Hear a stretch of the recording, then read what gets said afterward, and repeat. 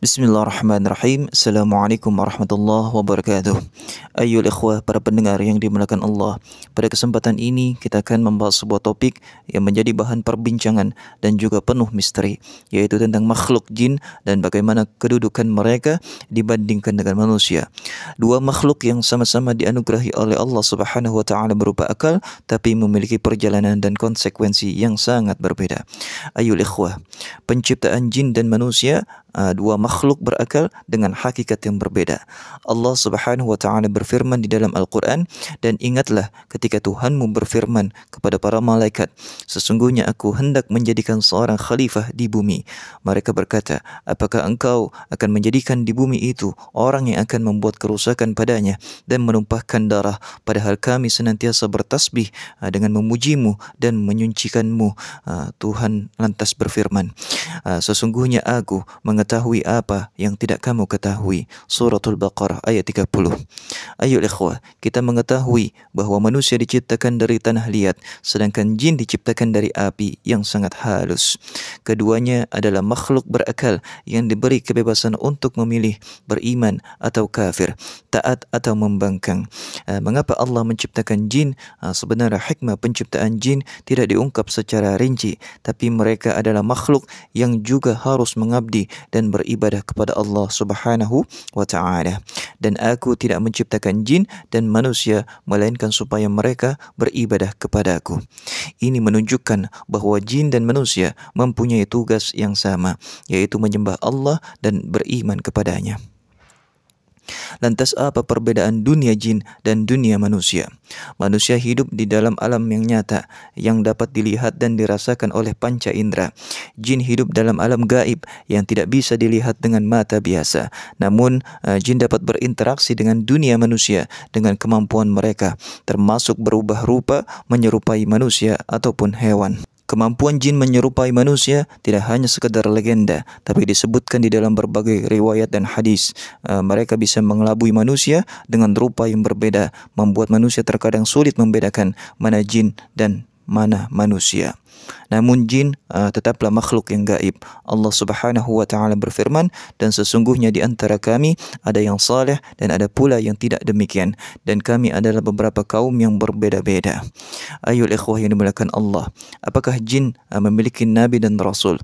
Satu pertanyaan yang sering muncul, apakah jin juga memiliki nabi dan rasul mereka sendiri? Jawabannya adalah tidak ada nabi khusus untuk jin. Nabi besar Muhammad SAW adalah nabi dan rasul terakhir bagi seluruh makhluk, termasuk manusia dan juga jin. Di dalam surah Al-Jin, Allah menjelaskan bahawa sebagian jin mendengarkan Al-Quran dan beriman kepada Nabi Muhammad. Ini menunjukkan bahawa dakwah Nabi juga mencakup bangsa jin. Ayyuhal ikhwah yang dimuliakan Allah Subhanahu wa taala, katakanlah, hai Muhammad, telah diwahyukan kepadaku bahawa sekumpulan jin mendengarkan Al-Quran, lalu mereka berkata, kami benar-benar telah mendengarkan bacaan yang menakjubkan. Lantas, apakah jin memiliki sistem pemerintahan? Seperti layaknya manusia, jin juga hidup dalam kelompok-kelompok yang memiliki pemimpin dan struktur sosial. Namun jin tidak memiliki sistem pemerintahan formal yang diatur dengan hukum dan undang-undang seperti manusia. Mereka memiliki pemimpin yang berkuasa dalam kelompok mereka. Namun, sifatnya lebih bersifat kekuasaan individual dan kelompok, bukan pemerintahan negara yang terorganisir. Ayyuhal ikhwah, mengapa jin mayoritas pembangkang?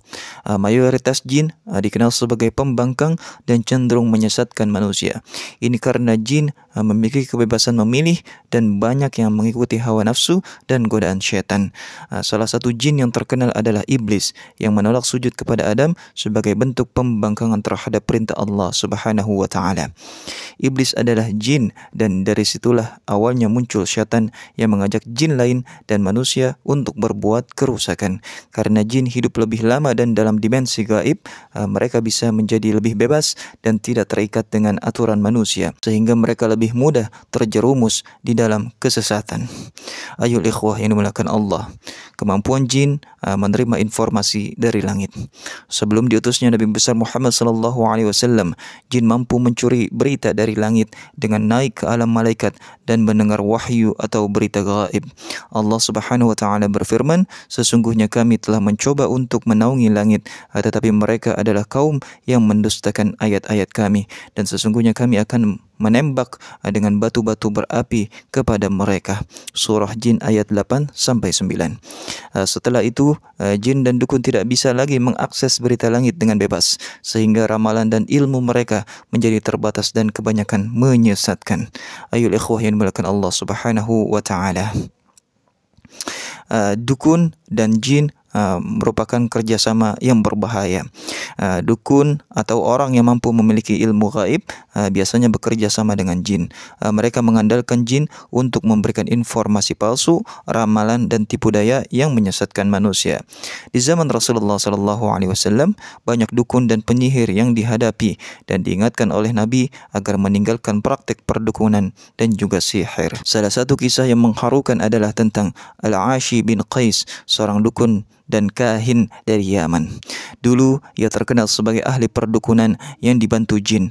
Namun setelah bertemu dengan Nabi Muhammad SAW dan mendengarkan Al-Quran, hatinya tersentuh. Ia mengakui bahawa selama ini ia ikuti adalah kebohongan, dan kemudian ia masuk Islam dan menyebarkan dakwah kebenaran di Yaman.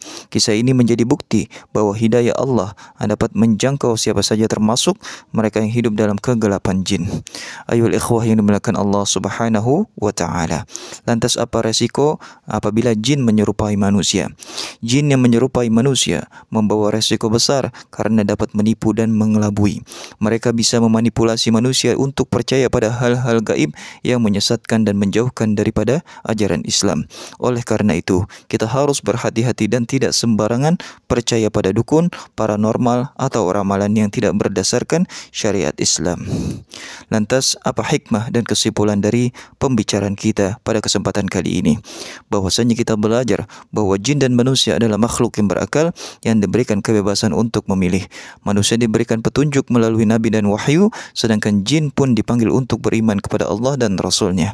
Kita juga harus menyadari bahaya kerjasama dengan jin melalui perdukunan dan juga sihir. Karena itu akan membuka pintu syirik dan menjerumuskan kita ke dalam kesesatan. Mari kita perkuat iman dengan Al-Quran dan Sunnah, jauhi segala bentuk perdukunan dan mohon perlindungan Allah Subhanahu wa ta'ala agar terhindar daripada gangguan jin yang buruk. Semoga Allah Subhanahu wa ta'ala melindungi kita semua dan memberikan hidayah kepada jin dan manusia agar selalu berada di jalannya yang lurus. Hadanallahu wa iyyakum ajma'in.